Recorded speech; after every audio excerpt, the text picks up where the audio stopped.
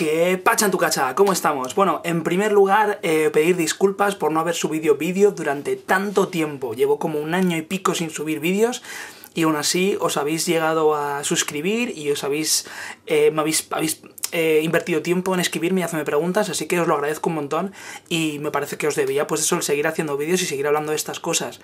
De hecho hemos pasado los 100 suscriptores, no es mucho, pero para mí es una locura para no haber continuado con el canal, así que os lo agradezco un montonazo, de verdad. Eso en primer lugar, y en segundo lugar, bueno, quería también deciros que obviamente pues estamos en una situación un poquito complicada y bueno, desde luego desearos mis mejores deseos y que bueno, que espero que esto acabe pronto. Con la enfermedad que no puede ser nombrada, la llamaremos Voldemort, así que espero que estéis pasando el Voldemort lo mejor posible y bueno, y que vuestros familiares que lo han pasado, pues que estén lo más sanos posibles cuanto antes, ¿vale? Y creo que este es el mejor momento para hablaros sobre un cómic apocalíptico, ¿vale? O más bien post-apocalíptico, ¿vale? Y os lo traigo ahora mismo. Liber-Flaver-Naver-Laub es el último recreo de Carlos Trillo y Horacio Altuna. Sí, Altuna, exacto. Este es un cómic que es una locura, es un cómic que fue escrito durante los años 80. Me pasa algunas veces que cuando leo cómics o veo películas, etcétera, que son, pues eso, que son de los 80 o son de los 70, etcétera, suelen tener un ritmo como súper lento para el que estamos acostumbrados hoy en día. Pero este cómic no ocurre así. Este cómic es una locura, el ritmo es perfecto, maravilloso, te imbuye en toda la historia. Y bueno, la historia que tiene que ver, la historia que trata es como os he dicho, es posapocalíptica, es en un mundo donde de repente todos los adultos mueren. No os voy a decir por qué mueren, porque prefiero que lo leáis y que lo descubráis por vosotros mismos, ¿vale? Pero entonces, claro, se crea una sociedad pues que está dirigida y hecha por niños. Entonces, de hecho, en la reseña lo dice muy bien y me parece una explicación muy acertada, que es que mezcla perfectamente bien como inocencia infantil y crueldad infantil. Entonces me parece espectacular. Entonces ahora quería enseñároslo, ¿vale? Como veis el dibujo es en blanco y negro. Si os fijáis, por ejemplo, es súper expresivo, ¿vale? Me parece una pasada el dibujo.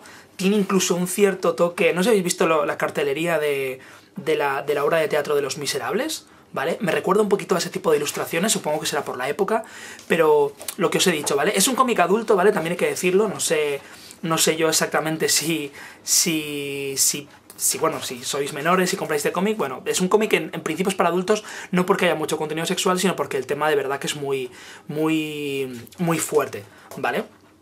Entonces eso, pero este cómic no es que me llame la atención por el dibujo, porque el dibujo es una locura, o sea, no tengo, vamos, ni sueño en algún momento poder dibujar algo tan espectacular como esto. Ah, sí, mira, una cosa también importante que quería comentar de este cómic es, por ejemplo, el tema del ritmo, ¿vale?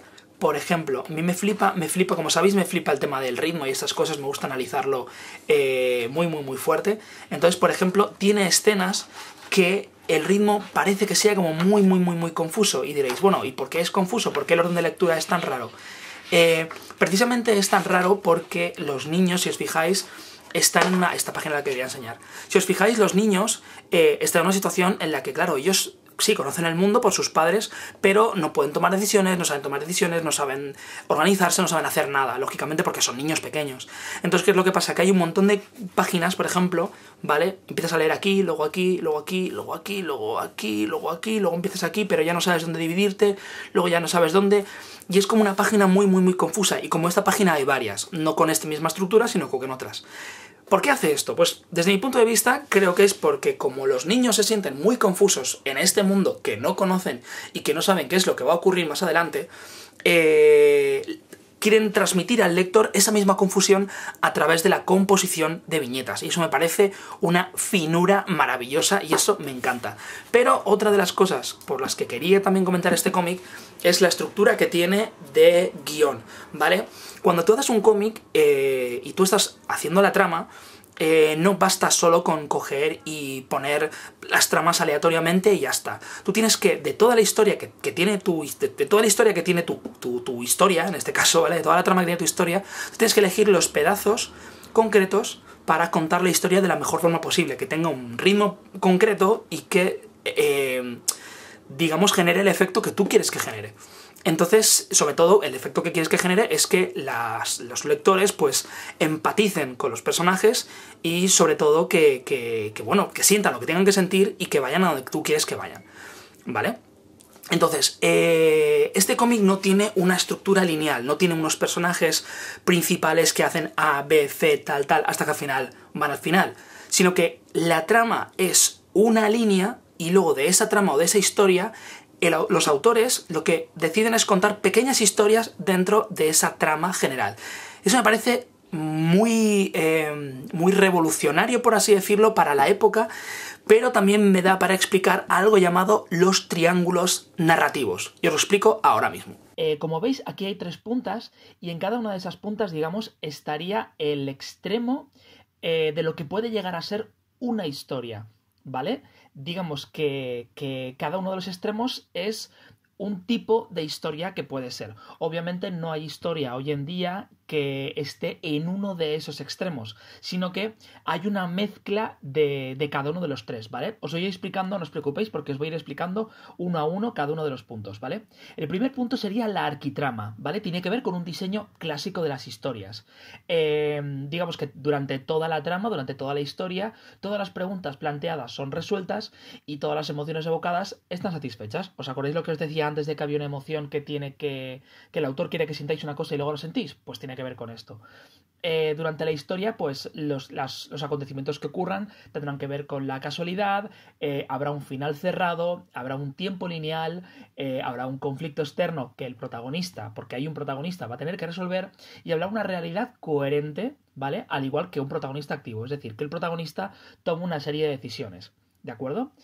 Seguro que ya hay historias o películas o series que estaréis pensando que tienen que ver con esto, ¿vale? El segundo punto sería la mini-trama, ¿vale? Que tiene que ver con una composición de la historia un tanto más minimalista, en la que la mayoría de preguntas y emociones son resueltas, como bien está aquí. ¿Y esto por qué lo hace? Porque trata de involucrar al público para terminar de resolverlo. ¿Os ha pasado alguna vez que cuando termináis de ver alguna película o habéis terminado de leer un libro tenéis unas ganas horribles de decir, bueno, ¿y tú cómo crees que acaba? Como, por ejemplo, podría ser el final de Inception, ¿no? Cuando lanza la peonza, ¿no? Pues este tipo de cosas tienen que ver con la mini-trama. Obviamente, como bien habéis deducido, hay un final abierto, hay un conflicto interno de múltiples protagonistas, suele haber bastantes protagonistas, algunos protagonistas, no todos, algunos son pasivos, y dentro de este tipo de historias pueden incluirse los documentales narrativos. Obviamente el documental es otro tipo de creación de narración. Entonces también tiene que ver con los documentales narrativos. Que eso no tiene que ver con ficciones, o sea, digamos documentales ficcionados. Que también hay algunas películas que pueden ser documentales ficcionados, como por ejemplo puede ser Distrito 9 o por ejemplo la serie esta de Modern Family, que tendría que ver con una especie de, entre comillas, de documental ficcionado, ¿vale? Y la tercera, y no menos importante, es la antitrama, ¿vale? Que tiene que ver con una antiestructura. Que digamos que la historia trata de ridiculizar la idea de los principios formales anteriormente presentados, ¿vale? Tiene que ver con la casualidad, un tiempo no lineal, ¿vale? Realidades aparentemente incoherentes y este tipo de estructuras de historias beben del teatro absurdo y la antinovela. Seguro que pensáis en historias como por ejemplo Alicia en el País de las Maravillas o incluso Don Quijote de la Mancha, que trataba de ridiculizar las novelas de caballería, ¿vale?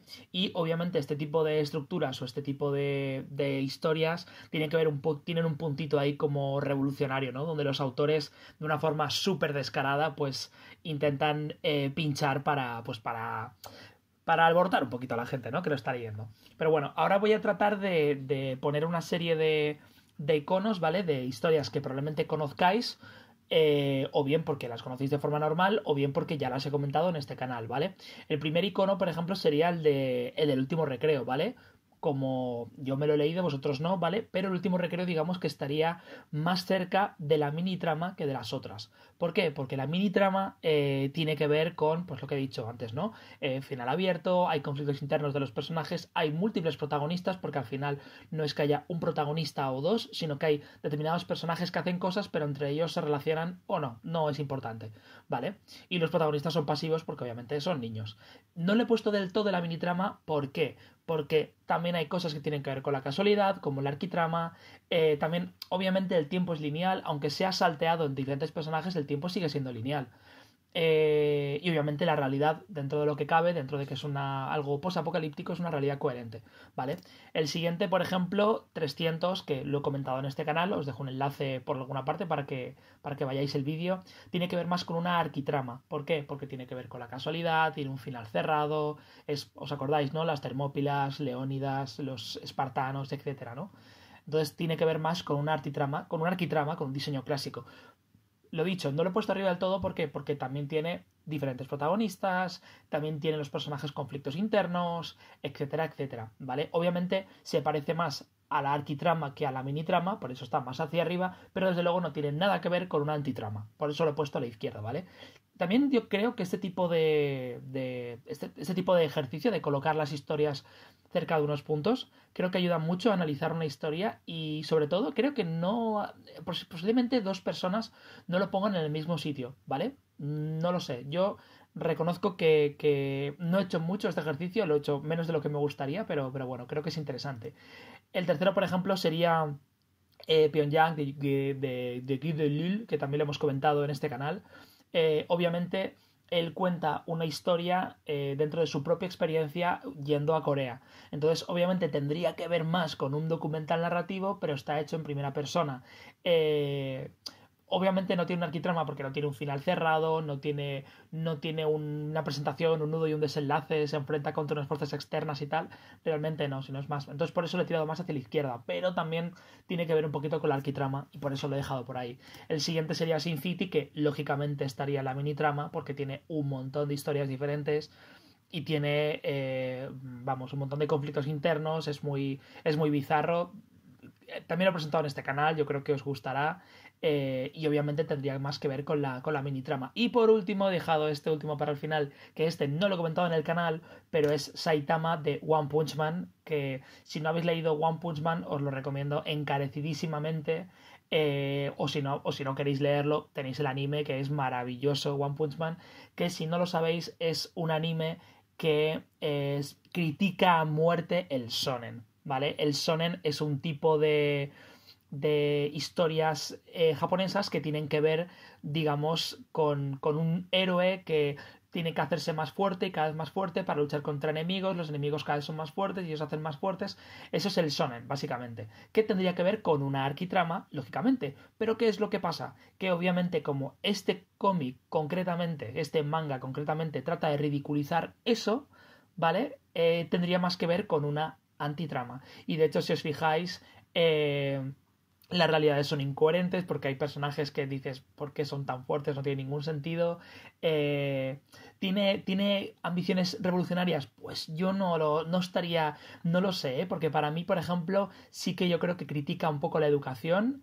Pero bueno, eso ya es un tema, si queréis, de debate, pero bueno, y así quedaría. Yo creo que esto es un gran ejercicio y es muy interesante saber en qué lugar se puede polarizar vuestra historia o dentro de qué está más cerca de una historia. Y realmente dentro de este triángulo se situarían todas las historias que hay, tanto en cine, como en series, como en cómic.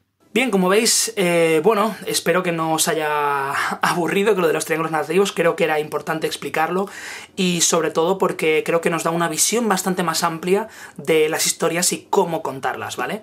El cómic es una pasada, yo os recomiendo que os lo compréis, como siempre tenéis en la caja de descripción el enlace de compra, por supuesto, y desde luego si queréis incluso... Por ejemplo, a mí me gustaría más adelante incluso explicar ese tipo de conceptos con cómics míos propios. Así que, bueno, si estáis interesados en ver parte de mi trabajo, pues también os dejo en la caja de descripción mi Instagram para que le echéis un vistazo porque de vez en cuando también subo cositas, ¿vale? Así que nada, y como siempre, por supuesto, podéis comentar cualquier cosa y preguntarme cosas y yo intentaré responderoslo en la mayor brevedad posible y sobre todo con el mayor cariño posible, que es como me gusta hacer a mí las cosas, ¿vale? Así que bueno, espero que os haya gustado este vídeo de El Último Recreo, maravilloso cómic y desde luego espero veros en siguientes vídeos.